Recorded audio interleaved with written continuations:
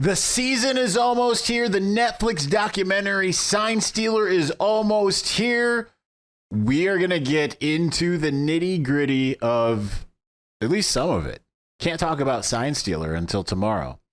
But what we can do is get into what Chiron Moore said at his press conference. There were a couple really interesting nuggets coming out of that, as well as give you somewhat of a preview of Sign Stealer. We're going to do that here on this episode of Locked On Wolverines.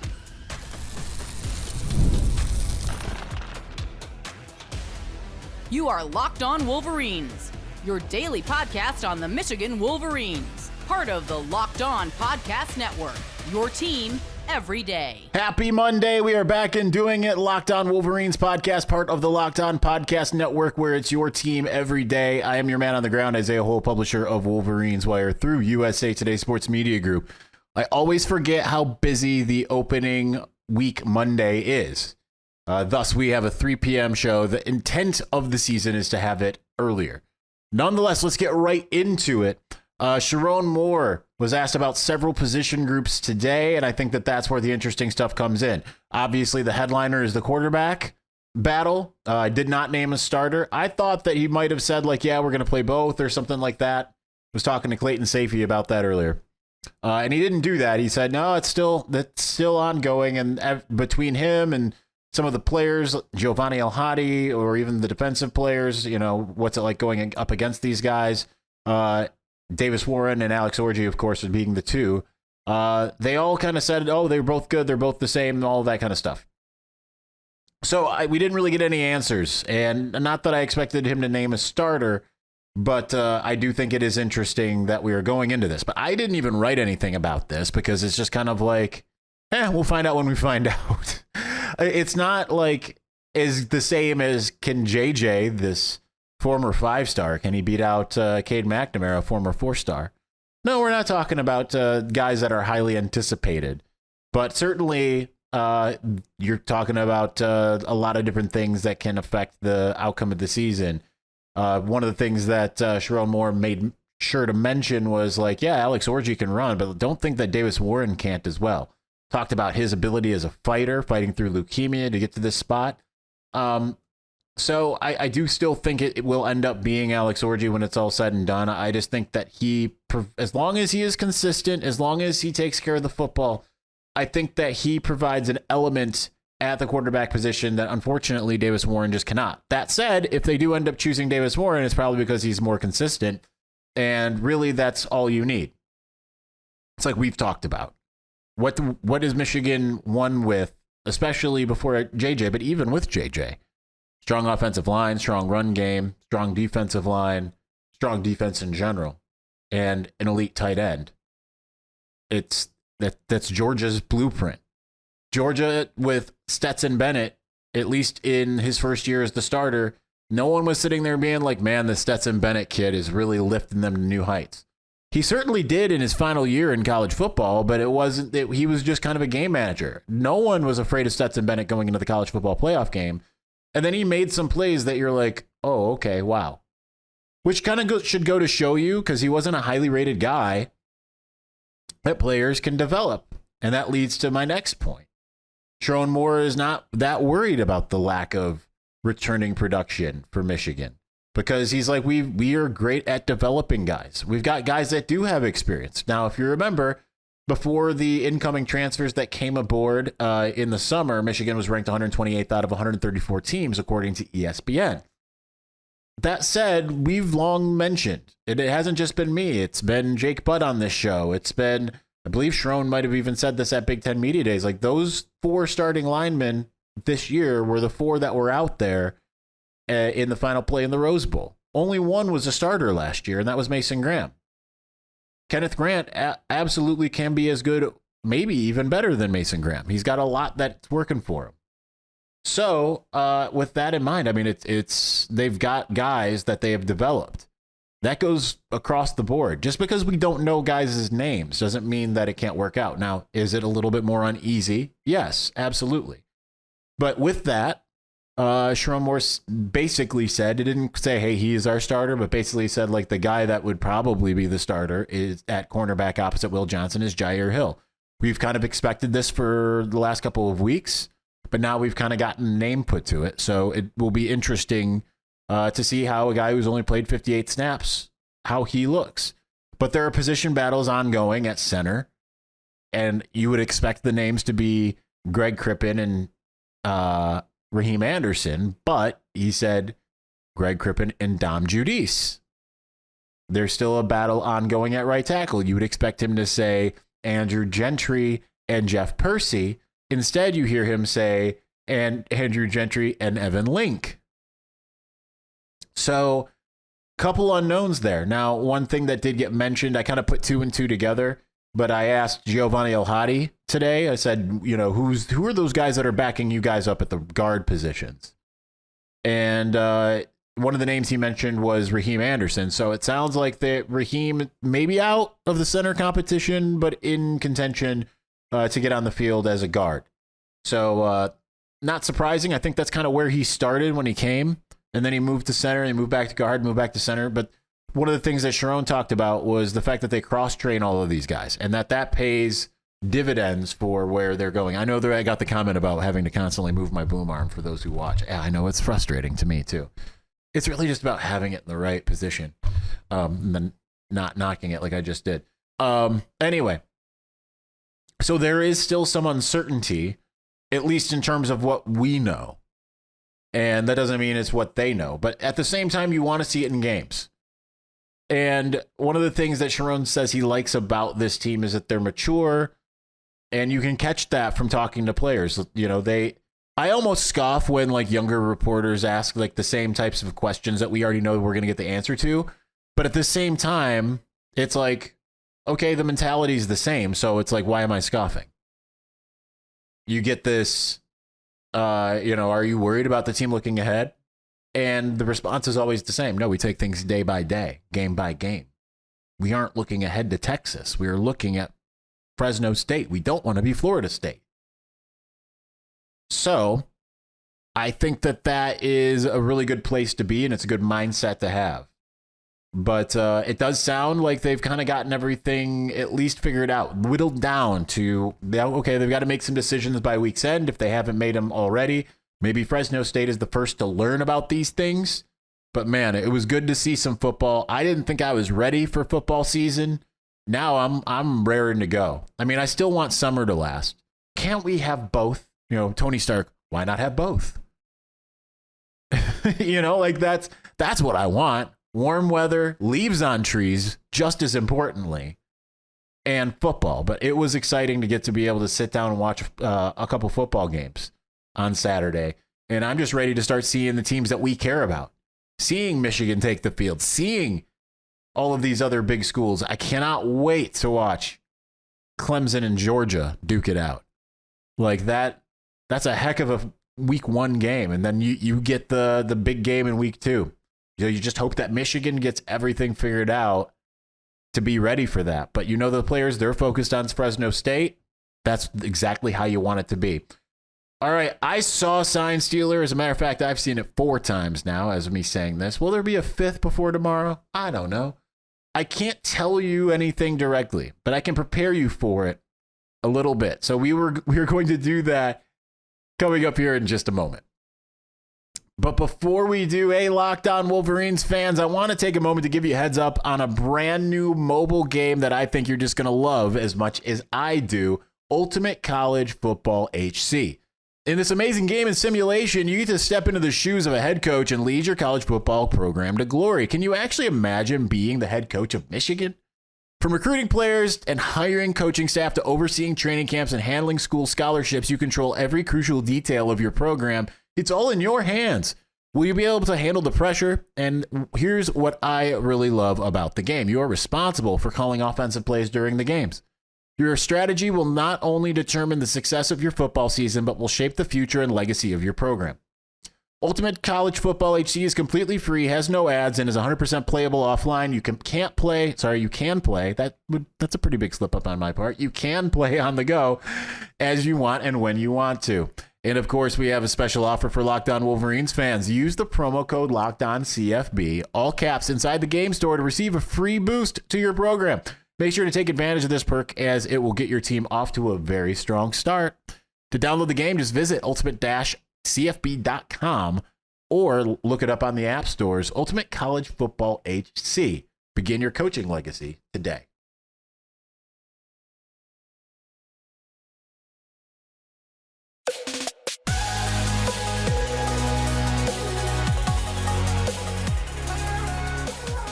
All right, it felt like it was a bit of an endeavor, but I finally got to get my sneak peek at Sign Stealer, the Untold series in the Netflix documentary.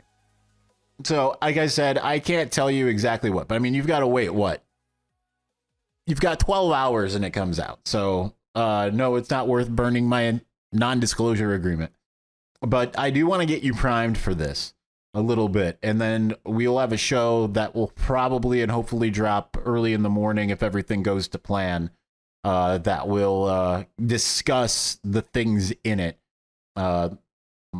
We'll figure that out. If everything goes to plan for me today, I'm going to the Michigan alumni Club Greater Detroit kickoff dinner here in a couple hours. So if I can get home at a reasonable hour and I don't have any distractions, we'll hopefully pre-record that and it will be ready for you on your morning drive tomorrow. Although with heavy spoilers, of course. So that'll be up to you if you want those spoilers or not. But what was my ultimate takeaway in like the generalist sense of it all is that I think it will certainly embolden Michigan fans. I don't know that it's going to change the hearts and minds of rivals.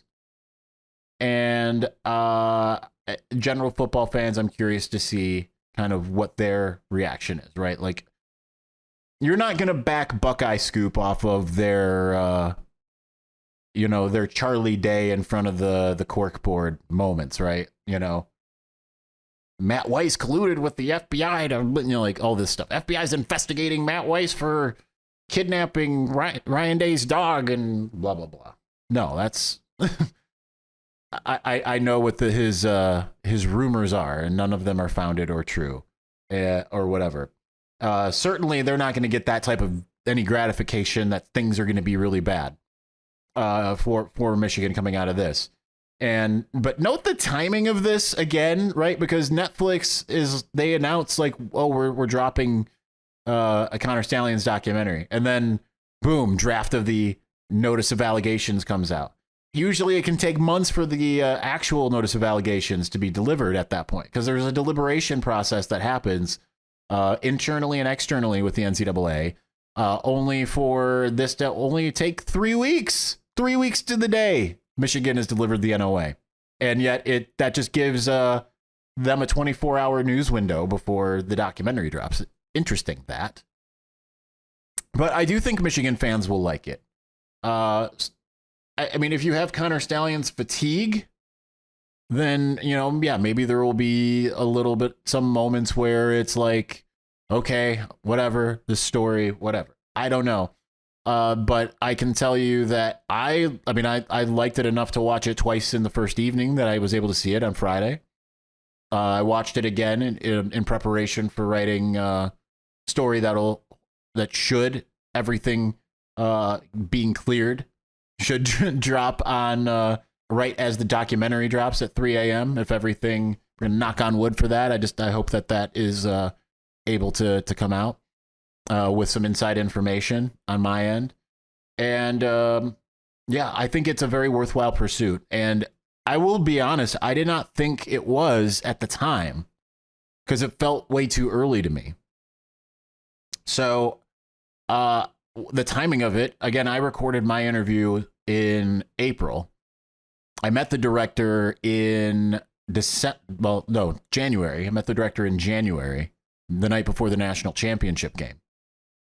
And I thought it was like, when I met him, I was like, okay, well, maybe I'll see you again in a few years. And turns out it was like, oh, a couple months later, here I am sitting in front of a camera. I didn't think it was a worthwhile pursuit then. I think that ultimately this timing actually does work out really well. If you are looking for something that's just going to be like the biggest bombshell in the world, you're not going to get that, but there's certainly some things that are very worthwhile in this documentary. That's the best thing that I can say. So I'm looking forward to everybody getting to see it. I didn't say the moon isn't real in it, so I don't know how much scorn I'm going to get.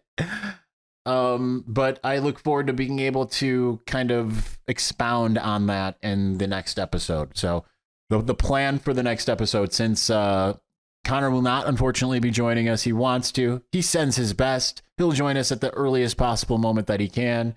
But what we will do is I will tell you the story of kind of how this connection came to be. All of this is with his blessing for all of you who are out there for whatever reason getting mad at things.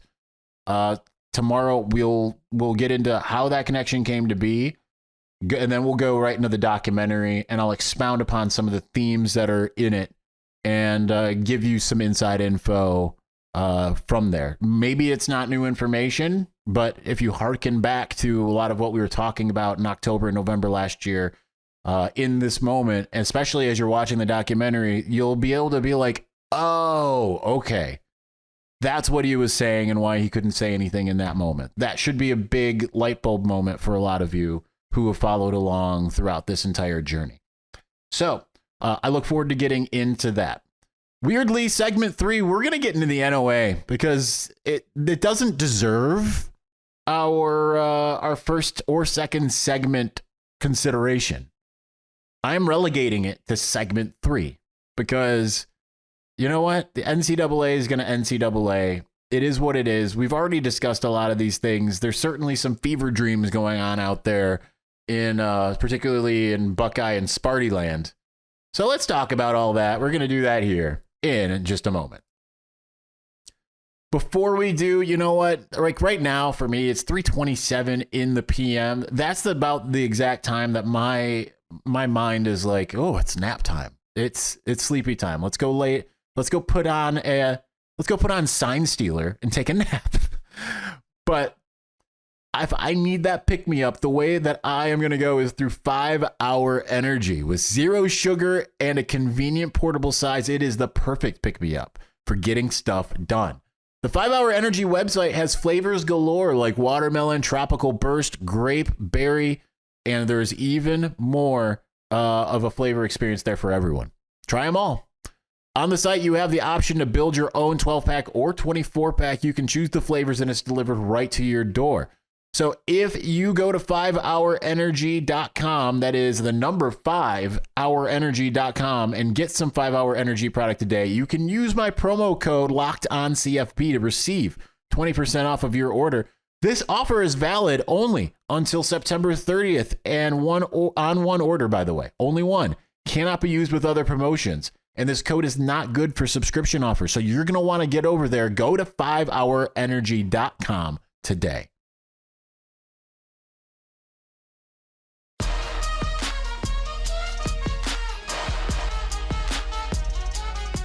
But of course, with the 24-hour window, essentially, a little bit more, 36-ish hours before the documentary comes out, NCAA clearly isn't. I don't know. I'm not going to finish that thought. The NCAA obviously trying to control the narrative still. This is the pettiest thing I've seen this governing body do. And they've done a lot of petty, ridiculous things to other teams. But and even to Michigan with the whole Burgergate of it all. Lots of petty, lots of just, animus, all of that kind of stuff. But I think it's I think it's funny, the timing, this clear, we need to get out of the documentary, especially given that, they know that they themselves are going to be on camera. So I'm curious to hear if they say anything in the aftermath about all of this. But anyway, there's a lot of rumors out there coming from the usual suspects there on social media, the ones with the big reaches that love to just spout nonsense. You know who I'm talking about. Multiple different fan bases out there. that actually the reason why there wasn't a leak this time is because the information in there is so much worse than the draft. That's not how it works. The draft is, here is what we have. The actual NOA is, we're gonna whittle some of this down. It's not now. Just 3 weeks later, we found some explosive new details that we were able to prove. Sorry, that's just not how it works. Love your zeal. Very cool. It's very wrong, but it's very cool. So nothing new. There's some say that there's still a lot of the same stuff, if not pretty much all of the same stuff. It doesn't sound like there's any additions. I think when it comes to the Chiron Moore and the text, I think that's the silliest thing, because they're not charging Sherrone Moore for conspiring with Connor to engage in this elaborate scheme and vast network and all of this stuff. No, they're not doing that. What they're doing there is like, you deleted your texts. You gave them to us, and we couldn't find anything in it. But the fact that you deleted them, like, how backwards is that? Like, okay, like, he learns that there's an investigation going on through the media, reacts harshly, spontaneously, to delete his text messages, which I've been assured have nothing in them. Otherwise, you would know if they did, because it would be like he deleted some text inhibiting the investigation because there was actually crucial information within the said text messages. That would be like, that would be a level 1, number 1. Number 2, it would just be, it would be the headline of the story. No, instead it's, he deleted the text and then he gave it to him. And it's just absolutely absurd on its face. So I think one of the fun parts that came out of this, though, was Connor Stalions' lawyers, Brad Beckworth and Nathan Hall, with this statement provided to The Athletic. This investigation has been a witch hunt from day one, intended to besmirch Michigan and coach Jim Harbaugh. Connor is a scapegoat in the NCAA's ongoing quest to show that it has purpose in today's sports world. The NOA says Connor's friends and family sent him film from the games that they, looking at a text message there, games they attended with tickets Connor purchased. But there is no rule against that. The lawyers went on to say that only scouting that took place in this case happened on Michigan's campus from behind Connor's computer. So here's where we get with all of this. The NCAA bylaw 1161, it prohibits in-person scouting. Stalions' lawyers are they're contending that there was no in-person scouting by the staff members. That, hey, there was video taken, maybe not, and if that was the case, like, it got sent to Connor, and like, he scouted that way. That therefore he was not in person. And so to me, that's a very letter of the law argument. The problem, as I've said before, is that the NCAA is judge, jury, and executioner, so they can do whatever they want with their own bylaws and interpret them however they want. I don't know if it ended up going to a federal court. Now, many of you have asked me in the aftermath of this being released yesterday, would Connor Stalions fight this? It is my belief that yes, 100%. He's going to. They would not just let the NCAA, like, no more college football ever. No more college football for 5 years, and him be like, oh, all right, well, I guess I'll go do something else. No, I don't think that they're just going to let that go. And it would be interesting to see how the legal system would interpret these things. So I just think it's really ridiculous timing. It's to be expected given what the NCAA has done. It just shows you the pettiness of them, because like, we didn't see the NOA from Burgergate, I don't believe, until, like, let me look this up. I want to make sure I'm not speaking out of both sides here. So the NOA for Burgergate, I mean, I guess it did still come pretty fast, because we're talking back at the turn of the month into August. And that all took place mostly like investigating back in like 2020 and all of this. And we find out at the beginning of the 2022 season, 2023, yes, that they were investigating this. So we're talking in January was when we learned this, right after the college football playoff. And we get an NOA a year and a half later. And then they start investigating this whole Connor Stallions of it all in the fall of last year. And somehow this is a much more complex situation, and yet this investigation time-wise has been significantly truncated. I think that's very interesting. Especially considering another side is going to be spoken about. Now, that is the thing that I think that I want you to be aware of in this documentary. Now, I do find it to be very balanced in its storytelling. But we had only really heard one side of the story, except for on shows like this. Except for on sites like the Wolverine or Maize and Blue Review, on Rich Eisen's show.